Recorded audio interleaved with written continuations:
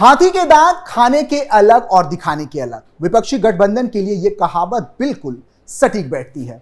और क्योंकि लोकसभा चुनाव में जो विपक्षी पार्टियां एक साथ मिलकर एक मंच पर आकर चुनाव लड़ रही थी, वो अब एक एक करके अलग हो रही हैं।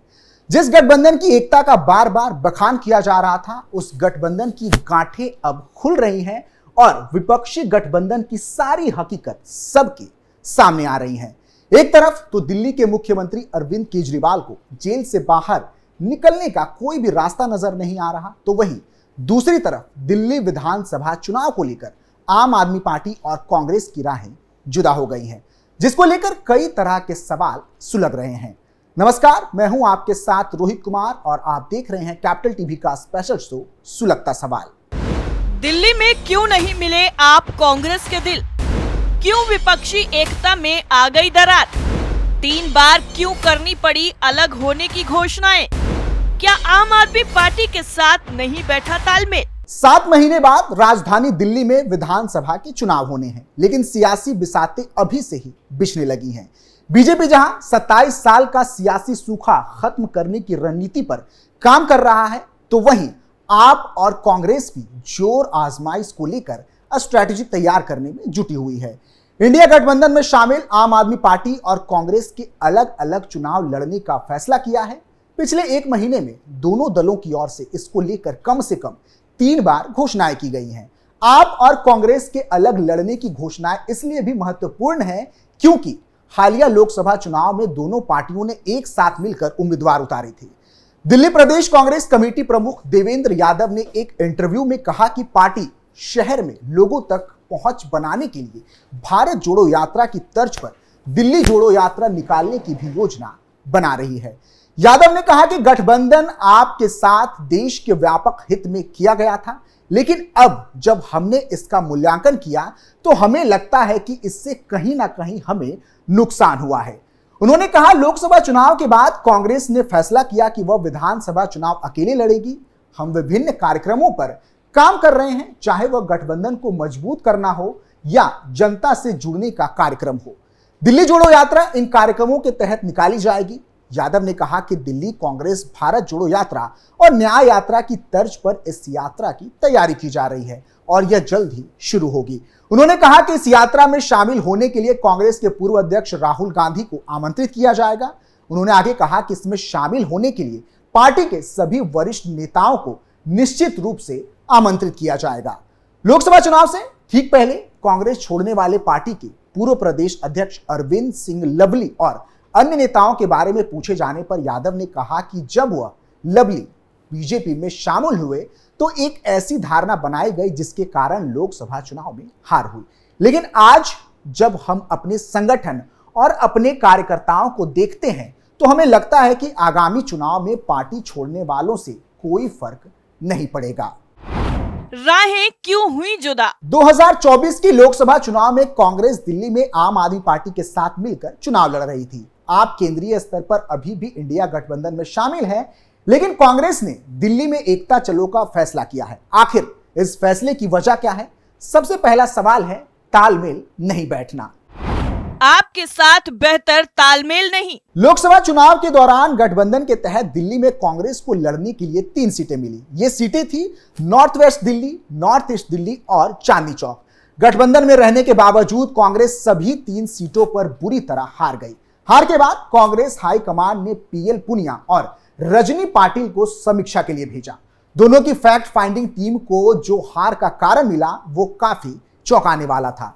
तीनों ही उम्मीदवार ने हार के लिए आपसे बेहतर तालमेल का ना होना बताया। रिपोर्ट्स के मुताबिक पार्टी उम्मीदवारों का कहना था कि जिन सीटों पर आपके विधायक थे वहां भी बढ़त नहीं मिली, जो हार का कारण बन गई। मसलन चांदनी चौक की सभी 10 सीटों पर आपके विधायक थे, लेकिन लोकसभा चुनाव में सिर्फ 3 सीटों पर ही कांग्रेस को बढ़त मिल पाई।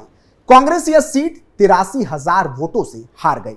दिलचस्प बात यह है कि आप भी गठबंधन में रहकर एक भी सीट नहीं जीत पाई, लेकिन उसके खेमे में इस तरह का कोई आरोप बाहर नहीं आया। समझौते में कांग्रेस को सीट मिलना मुश्किल। राजधानी दिल्ली में पिछले 10 सालों में लोकसभा चुनाव और विधानसभा चुनाव का गणित अलग अलग रहा। लोकसभा में जहां बीजेपी को बढ़त मिलती रही, वहीं विधानसभा में आप एक तरफा जीतती रही। 2014 में दिल्ली की सभी लोकसभा सीटों पर बीजेपी जीत गई, लेकिन अगले ही साल विधानसभा के चुनाव में 70 में से 67 सीटों पर आप को जीत मिली। 2019 के लोकसभा चुनाव में भी बीजेपी ने सभी 7 सीटों पर जीत दर्ज की थी, लेकिन जब 2020 में विधानसभा के चुनाव हुए तो आपको बड़ी जीत हासिल हुई। 2024 में लोकसभा में बीजेपी जीती है और आपको फिर से 2015 और 2020 जैसा रिजल्ट आने की उम्मीद है। ऐसे में आप कांग्रेस के साथ विधानसभा में सीट शेयरिंग करें यह मुश्किल है। आपने लोकसभा के तुरंत बाद ही विधानसभा में सीट शेयरिंग नहीं करने की बात कही थी। कहा जा रहा है कि आप अगर कांग्रेस के साथ सीट शेयरिंग करती है तो उसे कई सीटिंग विधायकों के टिकट काटने पड़ेंगे और यह पार्टी के लिए मुश्किल हो सकता है। कांग्रेस को 2024 के इन डेटा से भी उम्मीद। 2020 के दिल्ली विधानसभा चुनाव में कांग्रेस को एक भी सीट नहीं मिली थी। पार्टी के अधिकांश उम्मीदवारों की जमानत तक जब्त हो गई थी, लेकिन लोकसभा चुनाव में पार्टी को विधानसभा की 8 सीटों पर बढ़त मिली। इतना ही नहीं, पार्टी को दिल्ली में गठबंधन के तहत करीब 18% वोट मिले। पार्टी ने मुस्लिम बहुल मुस्तफाबाद, सीलमपुरी, मटिया महल और बल्ली मारान जैसी सीटों पर भी बढ़त हासिल की। दिल्ली में करीब 9% मुस्लिम है। पार्टी की नजर दलित जातियों पर भी है। राजधानी में करीब 17% दलित हैं। लोकसभा चुनाव के बाद पार्टी ने देवेंद्र यादव को कमान सौंपी है। राजधानी में यादव मतदाताओं की आबादी करीब 2% है। विधानसभा की 70 सीटों में 12 आरक्षित। दिल्ली विधानसभा में कुल 70 सीटें हैं और सरकार बनाने के लिए किसी भी पार्टी या गठबंधन को कम से कम 36 सीटों की जरूरत होती है। विधानसभा की 12 सीटें दलित समुदाय के लिए आरक्षित हैं। 2020 के चुनाव में आम आदमी पार्टी को 61 सीटों पर जीत मिली थी। दिल्ली में साल 1993 में नियमित रूप से चुनाव कराए जा रहे हैं। राजधानी दिल्ली में सबसे ज्यादा दिनों तक कांग्रेस की शीला दीक्षित मुख्यमंत्री रही। शीला 15 साल 25 दिन तक दिल्ली की मुख्यमंत्री बनी रही।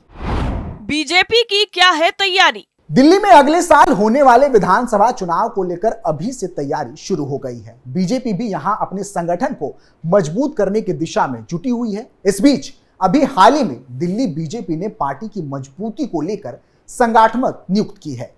विष्णु मित्तल और राजकुमार भाटिया को बड़ी जिम्मेदारी दी गई है। पार्टी ने राजकुमार भाटिया को दिल्ली बीजेपी का उपाध्यक्ष नियुक्त किया है। वहीं विष्णु मित्तल को प्रदेश में महामंत्री के तौर पर जिम्मेदारी दी गई है। दिल्ली बीजेपी की ओर से जारी एक पत्र में कहा गया है कि बीजेपी दिल्ली प्रदेश राजकुमार भाटिया को उपाध्यक्ष और विष्णु मित्तल को महामंत्री नियुक्त किया जाता है। ये नियुक्तियां तत्काल प्रभाव से लागू हो गई हैं। बता दें कि बीजेपी पिछले करीब 2 दशक से दिल्ली में विधानसभा का चुनाव जीतने में असफल रही। आम आदमी पार्टी लगातार 2 बार से दिल्ली की सत्ता पर काबिज है। अरविंद केजरीवाल के नेतृत्व में आम आदमी पार्टी ने साल 2015 और 2020 में विधानसभा चुनाव में शानदार प्रदर्शन करते हुए सत्ता पर काबिज हुई। दूसरी तरफ आगामी विधानसभा चुनाव के मद्देनजर बीजेपी कार्यकारिणी की बैठक में केंद्रीय मंत्री पीयूष गोयल ने कई बातों का जिक्र किया। उन्होंने दिल्ली की 7 लोकसभा सीट जिताने के लिए यहां की जनता को धन्यवाद दिया। उन्होंने कहा कि यह जीत साधारण जीत नहीं है। दिल्ली की जनता का योगदान अमूल्य है। प्रधानमंत्री नरेंद्र मोदी की विजय सिर्फ विकास कार्यों की विजय है, जो देश हित में लगातार देशवासियों की सेवा करते रहते हैं। अनेकों कार्यक्रम और योजनाओं से मोदी सरकार ने विकास कार्य किए हैं। हमारा विकसित भारत बनाने का संकल्प है। पीयूष गोयल ने कहा कि एक बालक बुद्धि नेता को समझ नहीं आ रहा कि तीसरी बार उनकी 100 से कम सीटें रही और 13 राज्यों में उनका खाता तक नहीं खुला। दक्षिण भारत में अगर कोई सबसे बड़ी पार्टी बनकर उभरी है तो वह बीजेपी है। सिर्फ कांग्रेस परजीवी पार्टी बनकर रह गई है और बैसाखी के बगैर वह किसी भी राज्य में चुनाव नहीं जीत सकती। दिल्ली में तो कांग्रेस और आम आदमी पार्टी ने मिलकर चुनाव लड़ा। इसके बावजूद बीजेपी को 54% वोट मिले। दिल्ली वासियों ने साबित कर दिया है कि वे पीएम मोदी की नीतियों के साथ खड़े हैं। हमें 2025 में दिल्ली विधानसभा चुनाव में इस सरकार को उखाड़ फेंकना होगा और डबल इंजन की सरकार बनानी होगी। इतना ही नहीं, बीजेपी अलग अलग तरीकों से भी दिल्ली विधानसभा चुनाव को लेकर रणनीति बना रही है, लेकिन विपक्षी पार्टियां एक एक करके गठबंधन से दूर होती नजर आ रही हैं।